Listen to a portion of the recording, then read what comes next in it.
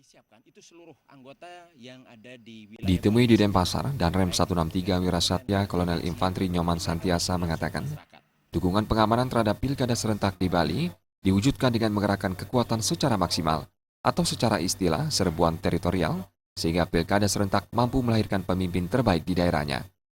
Pihaknya juga telah memberi atensi pada Babinsa di daerah agar memberikan update informasi terkait perhelatan pilkada serentak di Bali.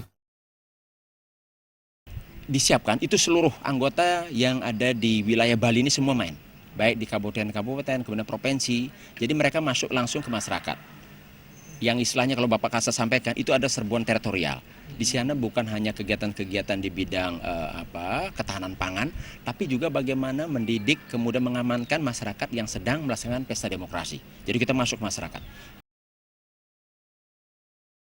Kolonel Infantri Nyoman Santiasa mengatakan, selain melakukan pengamanan, pihaknya juga terus mengupayakan kampanye damai melalui pendekatan ke masyarakat atau kampanye berbisik, sehingga masyarakat tidak sampai terpancing untuk berbuat anarkis selama berjalannya tahapan pilkada.